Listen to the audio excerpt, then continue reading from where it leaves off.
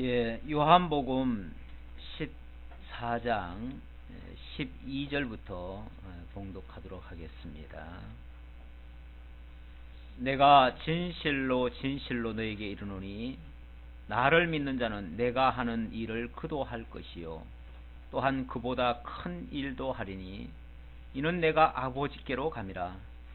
너희가 내 이름으로 무엇을 구하든지 내가 행하리니 이는 아버지로 하여금 아들로 말미암아 영광을 받으시게 하려 함이라. 내 이름으로 무엇이든지 내게 구하면 내가 행하리라. 너희가 나를 사랑하면 나의 계명을 지키리라. 아멘.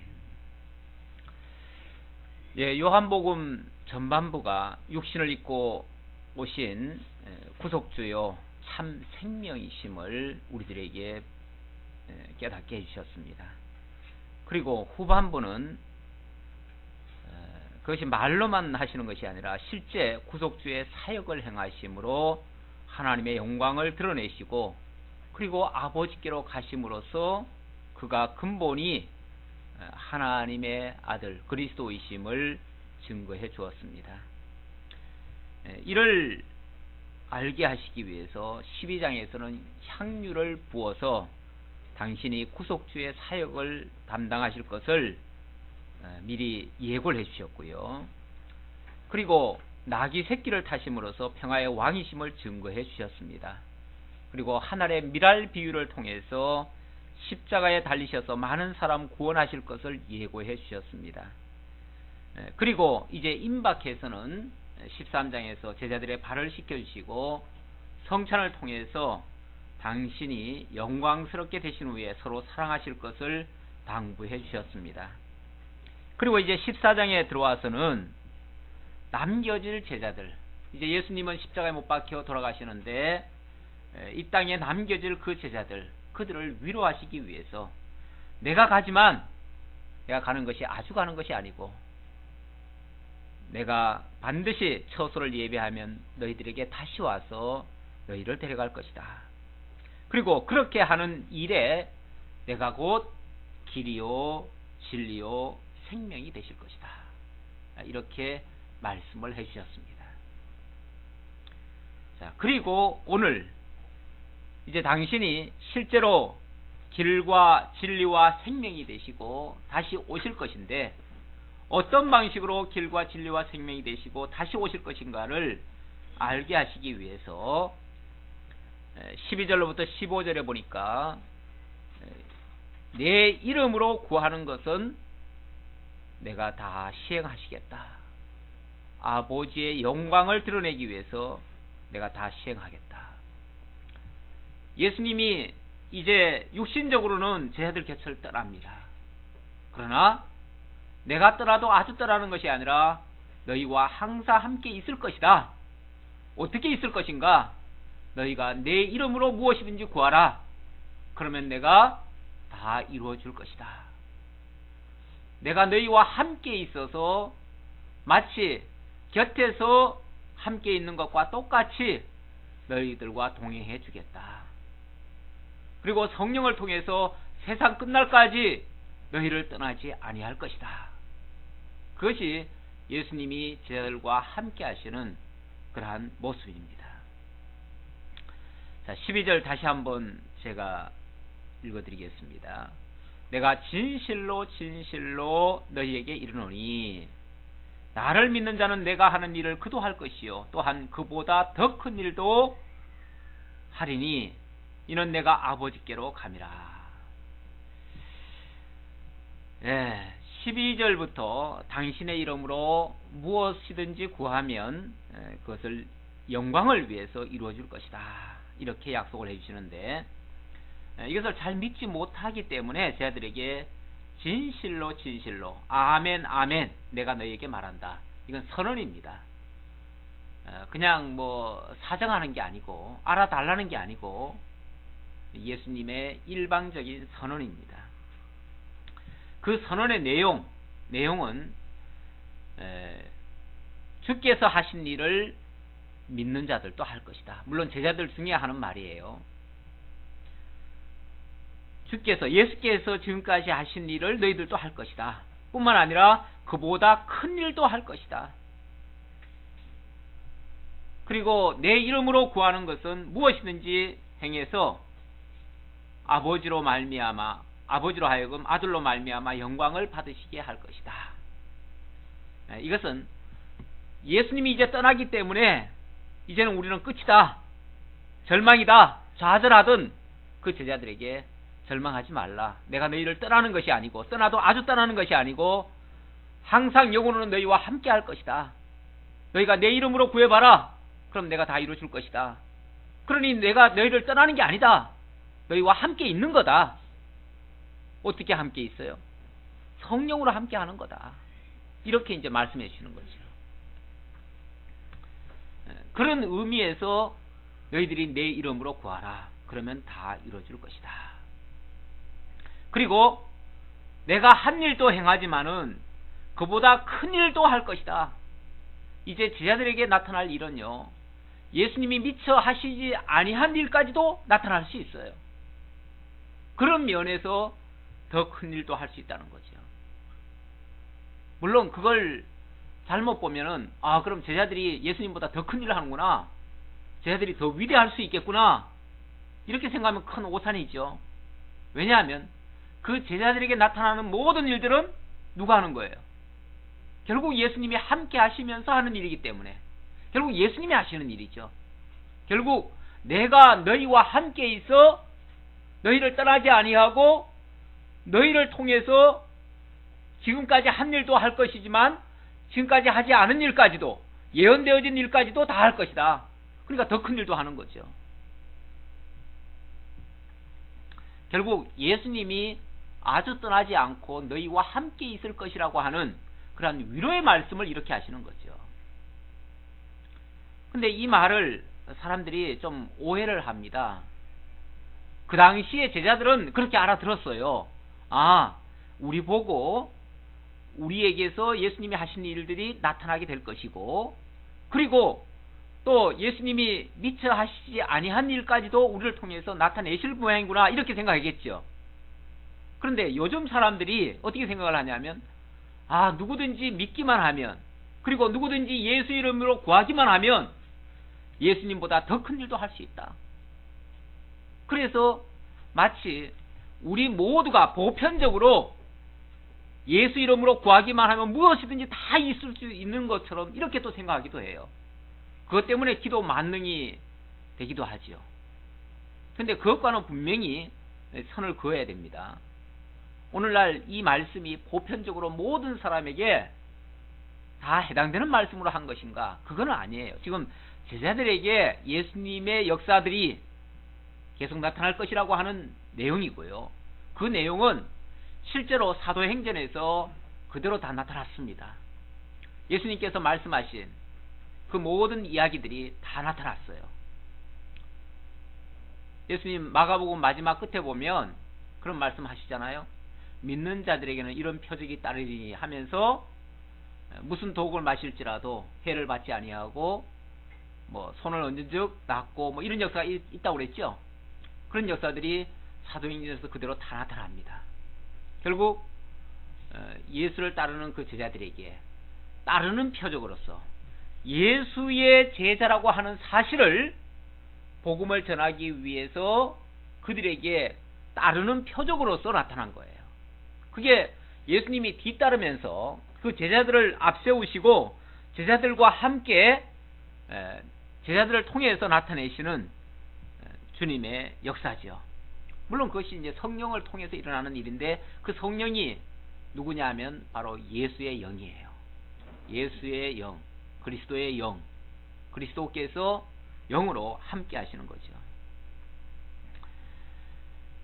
자, 그러니까 이것을 이제 보편적으로 우리에게 나타나는 것이다, 이렇게 오해하면 안 된다는 거 아울러서 말씀드리고, 그러면서 내 이름으로 무엇이든지 내게 구하면 내가 행하리라. 너희가 나를 사랑하면 나의 계명을 지키리라. 너희가 정말 나를 그리스도로 안다면, 그리고 나를 사랑한다면 나의 이 부탁, 이 말 너희들이 명심해서 그대로 간직할 것이다. 그리고 그렇게 나타날 것이다, 그 말이죠. 여기 나의 계명을 지킨다는 말은 어떤 뭐 행위 규범을 지킨다는 그런 개념이 아니고 예수님의 말씀을 킵한다는 거예요. 간직한다는 거예요. 날 간직하고 그 말씀대로 앞으로 그 말씀이 나타날 때에 그것을 깨닫고 주님이 나와 함께하고 있구나 라는 사실을 기억하게 될 것이다.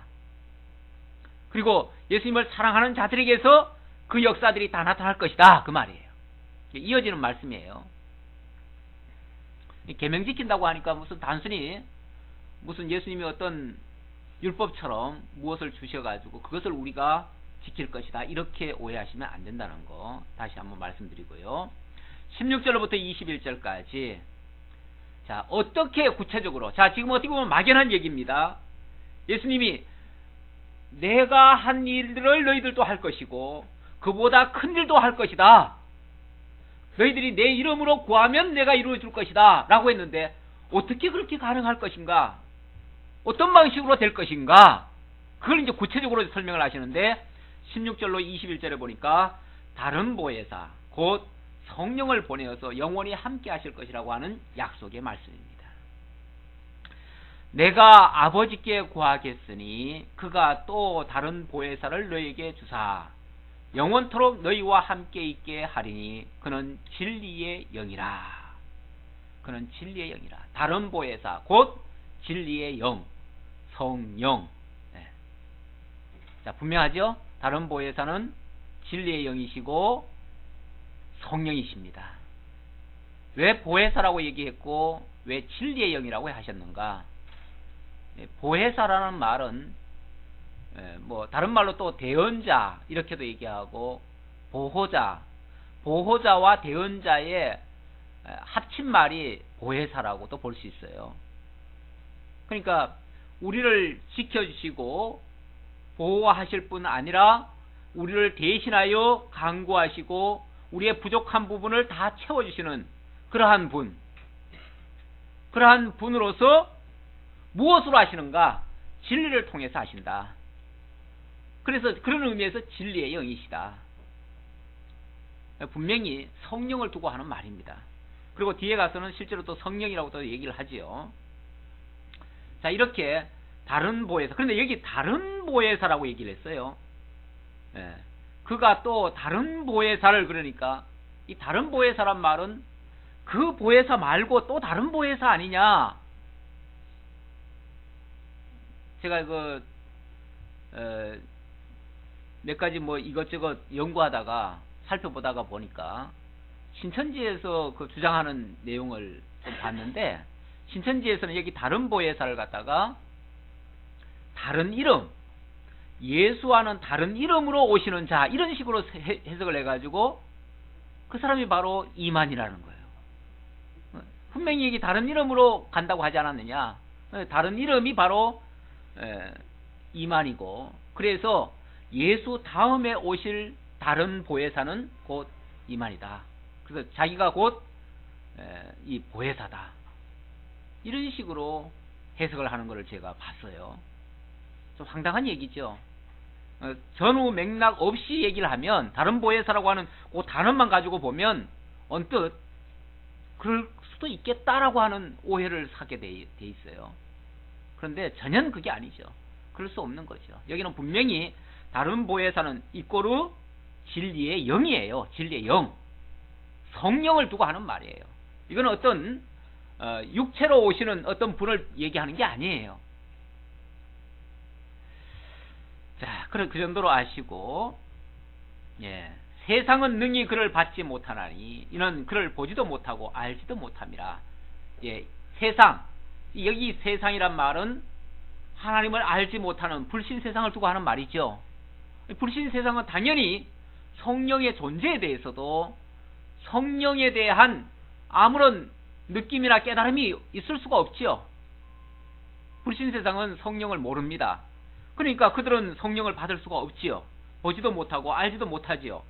그러나 너희는 그를 아나니 그는 너희와 함께 거하시며 또 너희 속에 계시겠습니다. 함께만 거할 정도가 아니라 아예 너희 속에 계시겠습니다.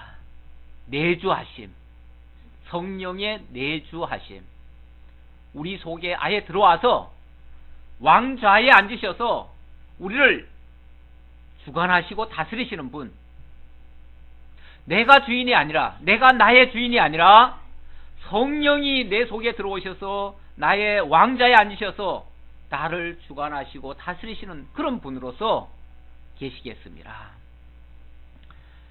내가 너희를 고아와 같이 버려두지 아니하고 너희에게로 오리라. 고아와 같이 버려두지 않는다.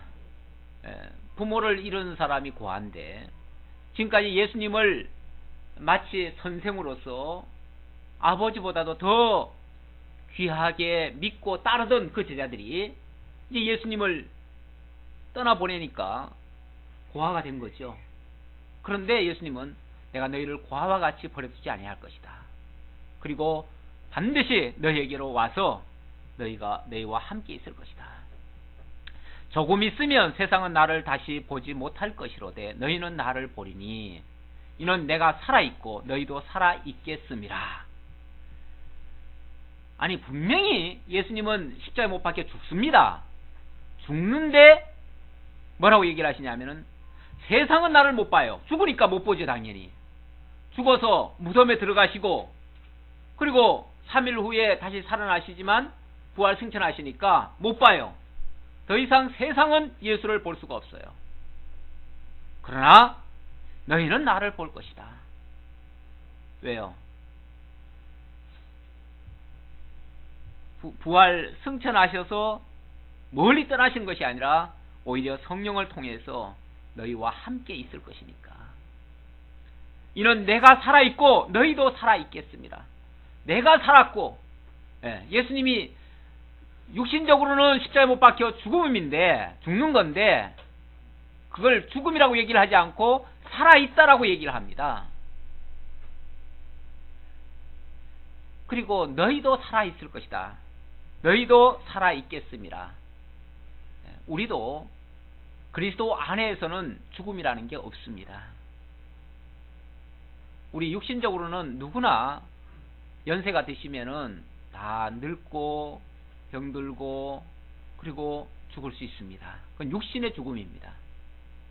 육신의 죽음이 완전한 죽음인가? 그렇지 않습니다. 육신의 죽음은 성경에서는 잠잔다라고 표현해요. 잠잔다. 그건 살아있다는 뜻이에요. 그래서 살아서 나를 믿는 자는 영원히 죽지 아니하리라 이런 말씀도 하시는데, 육체가 안 죽는가? 육체는 죽어요. 육체가 죽는 건 맞아요. 그러나 그 영이 영원히 살아있어요.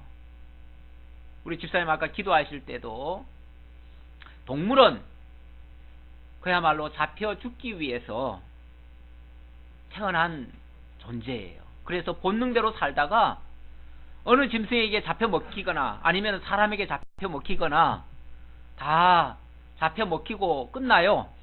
동물은 그래요. 그런데 사람은 그렇지 않습니다. 물론 사람도 그래서 세상에서 과학적으로 설명하시는 분들이 인간이 뭐냐? 인간은 동물이다. 무슨 동물이냐? 사회적 동물이다. 이런 표현 자꾸 쓰는데 자꾸 동물화시켜요. 사람을. 사람은 동물, 물론 성질상은 동물의 성질을 가지고 있어요. 그러나 엄연히 구별되는 게 있습니다. 그거는 어떤 동물에게도 있지 아니한 영혼이라는 것이 있습니다. 그 영혼은 하나님의 생기로 말미암아 이루어진 그러한 그야말로 하나님께로부터 온 그런 존재입니다. 그러니까 죽어도 죽지 않아요. 영혼이라는 존재는 죽을 수가 없어요. 제자들도 예수님도 살아있고 너희도 살아있겠습니다. 죽지 않는데요.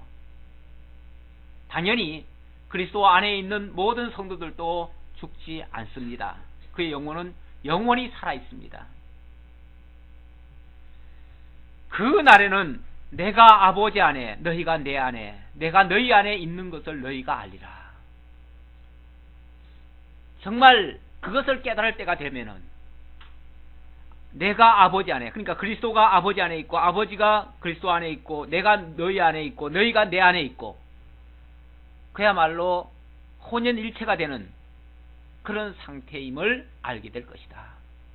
왜냐하면 우리 육체는 이렇게 따로 떨어져 있어 가지고 개체가 돼서 다 이런 뭐 세상의 어떤 자연의 현상을 따라서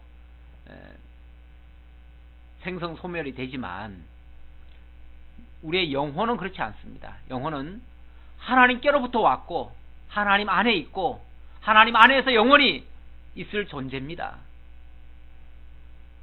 이것을 이 땅에서도 성령을 통해서 깨닫게 하시는 그러한 섭리라는 거예요.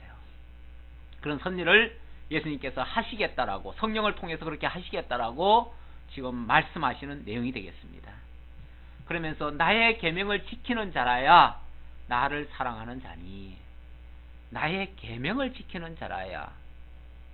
앞에서도 나의 계명을 지키는 자는, 나를 사랑하는 자는 나의 계명을 지키리라 했는데, 예수님의 이 말씀을 간직하는 것, 그걸 제가 앞에서 말씀드렸어요. 예수님의 이 말씀을 간직하는 자라야 나를 사랑하는 자니, 이렇게 이해하셔도 틀린 말이 아닙니다. 지금 예수님이 이 마지막 이 당부의 말씀, 이 말씀을 기억하고, 그리고 하나를 조금 더 보탠다면은 예수님 마지막으로 제자들에게 당부한 말씀도 있지요. 그 당부한 말씀이 뭡니까? 서로 사랑하라는 말씀이에요. 그러니까 육신적으로 생각하면 예수님을 일부는 배신을 했습니다. 그리고 예수를 부인을 했습니다. 그리고 예수를 막 떠나가기도 합니다. 왜요? 인간적으로 예수는 이제 십자가에 못 박혀 죽으면 끝입니다. 인간적으로 말하면 끝이에요. 그러니까 서로 간에 불신감이 생기고 이제 마지막이에요. 끝장이에요. 이제 다 헤어질 판이에요. 예수님 이제 중심이 떠나버렸으니까 제자들이고 뭐고 이제 없어요. 이제 뭐 옛날에는 예수님을 중심으로 해서 한 가족처럼 이렇게 지냈지만은 이제 예수님 떠나고 나면은 다 남남되는 거 아니에요? 그래서 서로 미워하고 서로 네 탓이다 내 탓이다 따져대고 싸움 박질하고 떠나고 이렇게 할 판인데, 그런 판이에요. 지금 그런 판인데 예수님께서 내가 너희와 함께 있을 거다. 너희가 내 안에 있고 내가 너희 안에 있을 것이다. 너희와 나는 다른 존재가 아니라 하나다. 지금 이렇게 지금 말씀하시는 거 아닙니까? 그러시면서 나의 계명을 지켜라. 그 말은 내가 너희 안에 있다는 거 같이 기억하고 함께 서로 사랑하라는 이야기죠. 그리고 서로 잊지 말자는 거죠.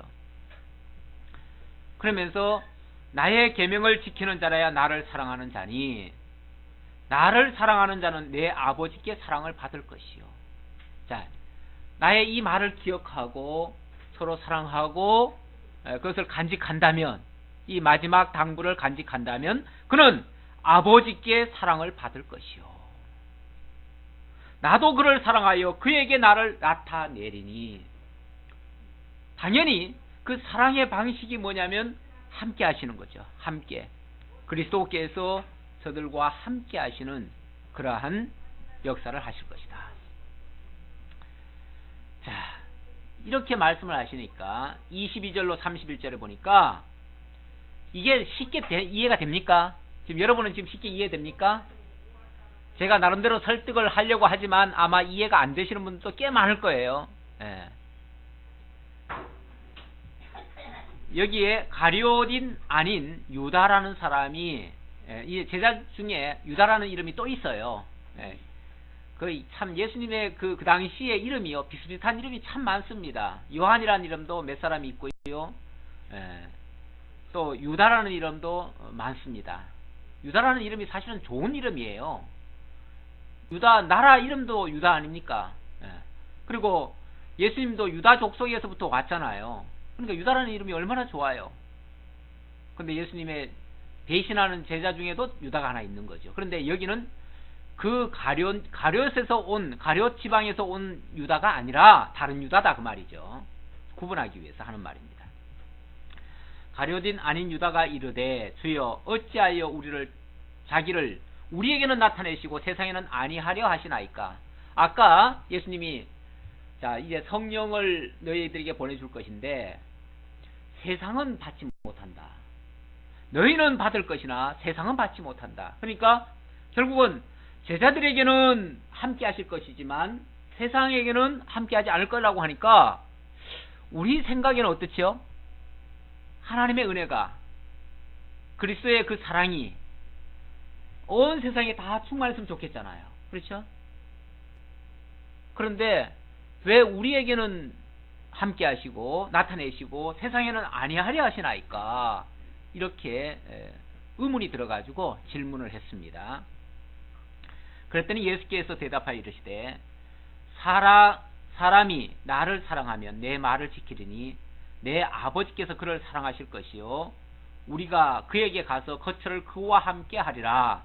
나를 사랑하지 아니하는 자는 결론은 뭐죠? 나를 사랑하지 않기 때문에 사랑하는 자와 사랑하지 않는 자 그 차이가 있다는 거죠.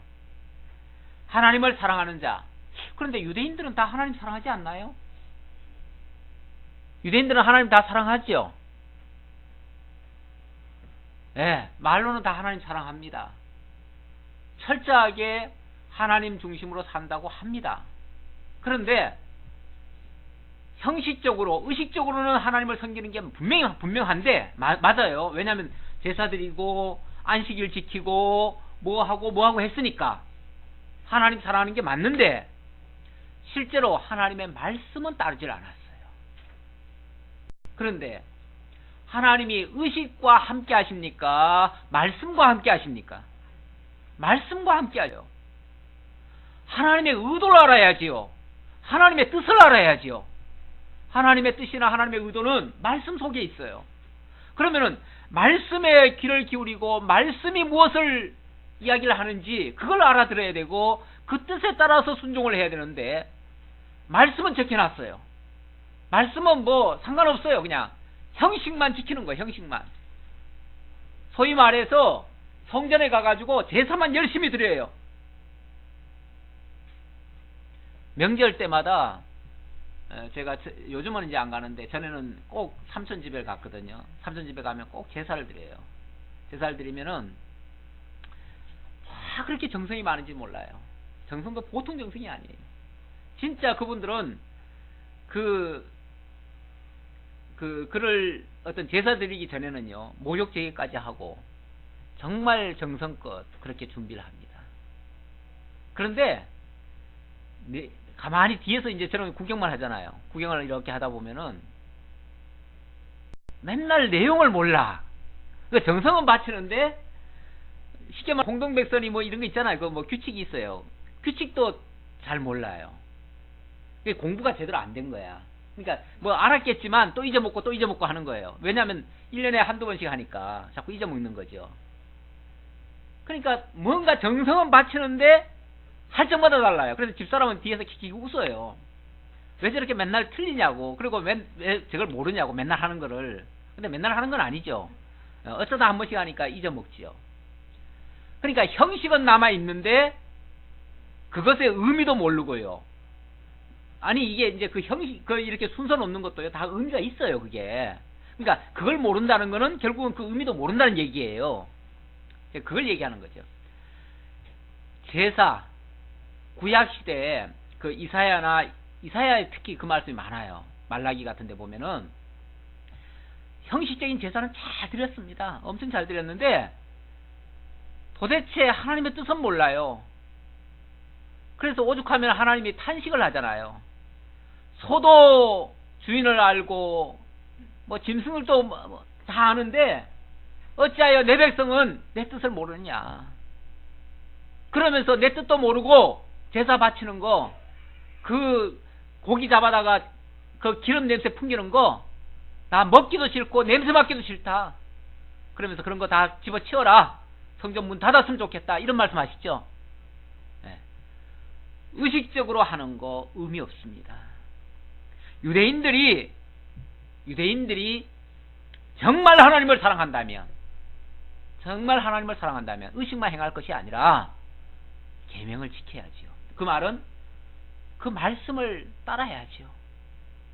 하나님의 말씀에 귀를 기울여야지요. 그런데 그것을 안 지키는 거 보면 결국 날 사랑하는 게 아니다 그 말이에요. 저들 하고 싶어서 하는 거지. 가만히 보면 제사 드리시는 분들도요 하는 말이 있어요. 왜 이렇게 정성을 바칩니까? 이래야 자식이 잘 된대요. 그럼 누구 때문에 하는 거예요? 자기와 자기 자식이 복을 받기 위해서 하는 거예요. 아주 이기적으로 하는 거예요. 이기적으로. 가만히 보면은 결국 자기 욕심 때문에 하는 거지 진짜 조상을 위해서가 아니에요.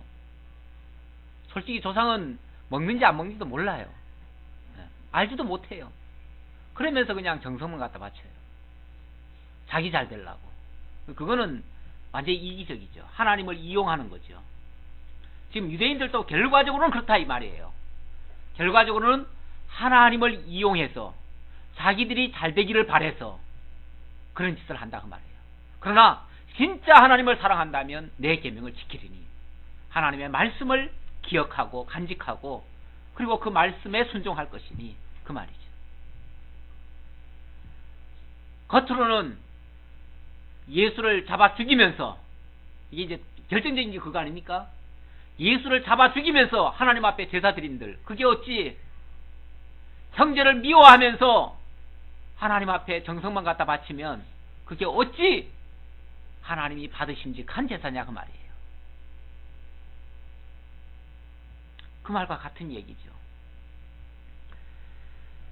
자, 사람이 나를 사랑하면 내 말 지키니 아버지께서 그를 사랑하실 것이요 우리가 그에게 가서 거처를 그와 함께 하리라. 나를 사랑하지 않는 자는 내 말을 지키지 아니하나니 너희가 듣는 말은 내 말이 아니요 나를 보내신 아버지의 말씀이라. 결국 내 말을 지킨다는 것은 곧 아버지의 말씀에 순종한다는 것이다. 왜냐하면 내 말은 곧 아버지의 말씀이니까. 이렇게 답변을 했습니다. 25절입니다. 내가 아직 너희와 함께 있어서 이 말을 너희에게 하였거니와 아직은 예수님이 육체로 함께 거하시니까 이 말을 할 수 있지만 이 다음부터는 어떻게 해요? 이 다음부터는 이런 잔소리도 못 하잖아요. 그렇죠? 애들한테 뭐라고 얘기 좀 교훈하면은 잔소리 그만하라고 그러는데 지금 제자들한테도 예수님이 자꾸 이 말을 하니까 이제는 앞으로는 어떻게 할 거예요? 누가 할 거예요? 앞으로는 보혜사 곧 아버지께서 내 이름으로 보내실 성령, 여기서 이제 성령 얘기하죠. 앞에서 보혜사를 얘기했고 그 보혜사가 곧 아버지께서 보낼 성령이라 이렇게 말씀합니다. 그러면서 그 성령 그가 너희에게 모든 것을 가르치고 내가 너희에게 말한 모든 것을 생각나게 하리라. 이 다음부터는 누가 친절하게 그걸 알려줘요? 바로 성령이 알게 하신다. 더 이상 예수님의 잔소리는 없어요. 그렇죠? 예수님의 잔소리는 이걸로 끝이에요. 마지막 말씀이에요. 그러나 앞으로는 예수님이 직접 말씀 안 해도 그 말씀이 성령을 통해서 어떻게 해요? 생각나게 한다. 잔소리 듣던 딸내미가 그때는 잔소리로 들었는데 나중에 시집가 가지고 문득 생각나죠. 어려운 현실 닥치면 그때 생각나죠. 누구 소리가요? 엄마의 잔소리가. 그때는 왜 그렇게 듣기 싫었는지. 그런데 그 소리가 살면서 보니까 정말 맞는 소리예요. 그제서야 그 말씀이 생각나가지고 조금 돌이키고 바로 경성하고 깨어나는 그런 역사가 있지요. 우리 삶 속에서도 그런 일이 있을 수 있는데 예수님이 미리 다 얘기했어요. 근데 그 소리가 어떨 때는 듣기 싫을 정도로 잔소리처럼 들렸어요. 그런데 나중에 실제로 그런 사건이 일어나요. 일어났을 때 성령이 바로 이것 때문이다 라고 알려주시는 거죠. 깨닫게 하시는 거죠. 그래서 기억나요. 아, 예수님이 그때 이 말씀을 하셨지. 맞아. 그래서 예수님이 정말 그 하나님의 언약대로 이루신 분이시구나 라는 것도 다시 기억나고, 그래서 예수가 바로 그리스도라는 사실도 더 확인되고, 그러니까 제자들이 그때마다 그리스도가 말씀으로 자기와 함께하고 있는 것을 기억나는 거죠. 그래서 그리스도가 옆에 없지만 진리의 영 성령이 함께 하심으로써 그 말씀이 그를 지배해서 이끌고 역사를 이루어내요. 예수님 하신 말씀이 실제로 역사 속에서 다 일어나요. 성령 그가 너희에게 모든 것을 가르치고 내가 너희에게 말한 모든 것을 생각나게 하리라. 이것이 성령께서 하시는 방법입니다. 예수님께서 영으로 함께 하시는 방법입니다. 자, 그러면서 이런 말씀 나중에 다 기억나게 하려니까 예수님이 다 미리 말씀해 둬야죠. 그렇죠? 말씀해 둬야 나중에 기억나죠. 그러니까 듣기 싫다고 원래 살아있을 때는 다 듣기 싫을 수 있어요. 지금 당장 해당되지 않는 말 수도 있잖아요. 그렇죠? 예수님 지금 하시는 말씀들이요, 지금 당장 해당되는 말이 아니에요. 이후에 해당될 말이 많아요. 그러니까 듣기 싫지요, 그런 소리. 아니, 부모도 예를 들어서 앉혀놓고 내가 죽은 다음에 뭐 이런 얘기 저런 얘기 하면 듣기 싫어요? 듣기 좋아요? 아, 왜 죽은 다음에 얘기를 왜 하냐고. 죽은 다음에는 내가 알아서 다 할 테니까 걱정하지 말라고 이러지요. 그런 소리 다 듣기 싫지요. 그런데 정말 돌아가시고 나서 어떤 그런 상황이 처하게 되면 그게 오랜 경륜에 의해서 얘기한 거거든요. 그러니까 그게 생각이 나면 그때 엄마 말씀이 생각나는 거죠. 부모님 말씀 생각나는 거죠. 그래서 미리 얘기를 해두는 것이 좋습니다. 기회 될 적마다 얘기를 해둬야 돼요. 부모는 때로는 잔소리 같아도 얘기를 해둬야 돼요. 자, 27절입니다. 제자들은 사실 예수님 이제 떠나간다고 하니까 걱정 근심이 태산입니다. 걱정 근심이 태산이에요. 물론 그것도 아직 실감이 안 나가지고 천방지축처럼 아무것도 모르는 사람도 있기는 있고요.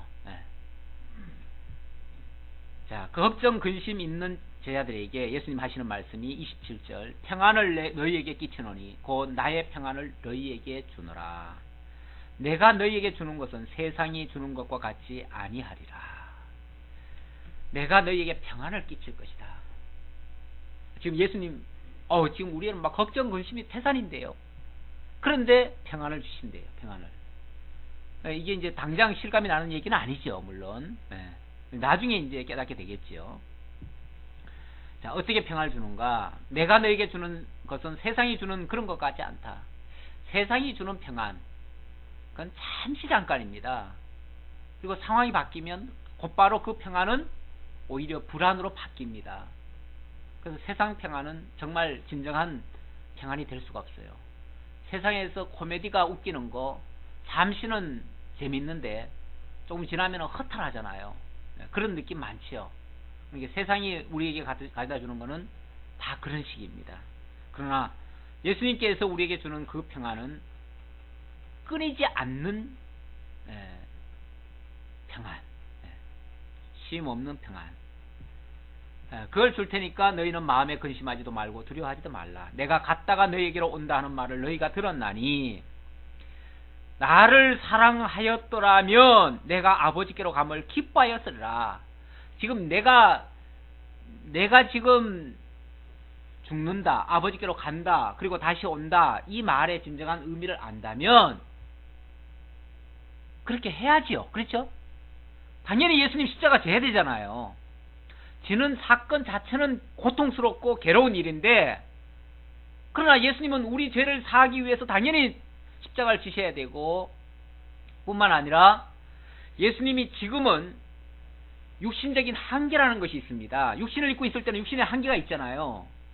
그런데 영으로 임하시면은, 성령으로 함께 하시면 이거 제약이 없잖아요. 제약 없이, 예를 들어서 예수님이 육신으로 있을 때는 예수님과 물론 함께 있을 때는 놀라운 역사들이 일어났어요. 그러나 예수님과 떠나 있으면요, 그거는 없잖아요. 그런데 성령으로 있을 때는요, 성령으로 있을 때는 시공령을 초월해서 하나님의 역사가 있을 수 있죠. 그러니까 알고 나면 예수님 육체로 함께 거하시는 것보다 영으로 함께 거하시는 것이 훨씬 낫죠. 훨씬 낫죠. 그러니까 육체로만 거하셔도 위로를 받고 평안을 얻었는데, 마음에 영으로 함께 계신다는 사실을 안다면은 얼마나 평안할 수 있겠어요. 지금 이걸 가르쳐 주려는 거죠. 그러니까 너희가 진정으로 이 의미를 안다면 내가 갔다가 다시 온다는 것을 너희가 이상하게 생각지도 않을 것이고 그거 가지고 두려워하지도 않을 것이다 그 말이죠. 그러면서 너희가 들었나니 나를 사랑하였더라면 이 말은 나의 계명을 지켰더라면 이 말과 같은 말이에요. 아까 나의 계명을 지키는 자는 나를 사랑한다 그랬잖아요. 사랑하는 자는 계명을 지키고 계명을 지키는 자는 나를 사랑하는 자다. 결국 예수님의 이 말씀을 기억하고 간직하는 자는 두려워하지 않았을 것이다. 오히려 날 기뻐하였을 것이다. 이렇게 되어지는 역사를 기뻐하였을 것이다. 왜냐하면 아버지는 나보다 크심이라. 이제 이 일이 일어나기 전에 너희에게 말한 것은 이제 이 일이 일어나기 전에, 자, 이 모든 역사가 일어나기 전에 미리 얘기하는 이유는 그 말이죠. 예수님 왜 미리 이런 잔소리를 자꾸 하느냐 그 말이죠. 하는 이유는 너희에게 말한 것은 일이 일어날 때에 너희로 믿게 하려 함이라. 일이 일어났을 때에 실제로 예수님이 하신 말씀 그대로 이루어졌을 때, 아, 이 말씀이 빈말이 아니었구나, 틀린 말이 아니었구나, 사실이었구나, 예수님의 말씀이 한마디도 틀린 게 없구나, 진짜 예수는 그리스도구나, 진짜 예수는 하나님 아버지를 가셨구나, 그리고 그렇다면 아버지께서 성령을 보내시겠구나, 그리고 아버지는 나보다 크심이라 그랬는데 그 아버지께서 성령을 보내실 것이라고 하는 그런 의미에서 지금 하는 말이에요. 자, 그러면서 이후에는 내가 너희와 말을 많이 하지 아니하리니 이 세상의 임금이 오겠습니다. 이제 곧 누가 온다고요? 이 세상의 임금이 올 것이다. 그렇기 때문에 더 이상 내 할 말은 이제 이걸로 끝이다 그 말이에요. 세상 임금이 뭐죠? 세상 임금이 세상을 주관하는 자죠. 뭐 세상을 다스리는 자. 지금 하나님께서 이 세상을 누구에게 맡겨뒀습니까? 지금 사탄에게, 지금 어둠의 세력에게 지금 허락하신 거예요. 그래가지고 지금 그 사탄이 뭘 하고 있어요? 예수님을 지금 십자가에 못 박아 죽이잖아요. 창으로 찔러 죽이잖아요. 그렇죠?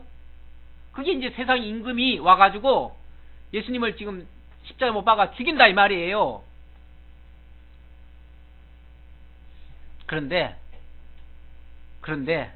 자, 그러면은 세상 임금한테, 사탄한테 예수님이 지는 거예요? 그러면 예수님이 이제 완전히 실패자로, 세상 임금이 왔으니까 예수님의 말은 이제 중단되고 끝났어요. 그러면 예수님이 실패하는 거예요? 지는 거예요? 그 다음 말씀이 그러나 그는 내게 관계할 것이 없으니, 그 말은 나를 주관 못한다 그 말이에요. 나를 죽여서 멸망시키지 못한다 그 말이에요. 왜요? 그 말은 바꿔 말하면 그러나 세상 임금이 와서 나를 죽이지만 나는 그가 나를 관계하지 못할 정도로 내가 오히려 그를 승리할 것이다 이 말이에요. 제가 오늘 말씀 묵상한 게 창세기 3장 15절 말씀 묵상했는데요. 그 말씀에 보면 이런 게 있습니다. 이건 예언의 말씀인데, 먼 미래에 대한 예언의 말씀인데, 내가 너로 여자와 원수가 되게 하고 내 후손도 여자의 후손과 원수가 되게 하리니 여자의 후손은 내 머리를 상하게 할 것이요 너는 그의 발꿈치를 상하게 할 것이니라. 여기 내가 너로 하는 말은 이게 뱀을 두고 하는 말입니다.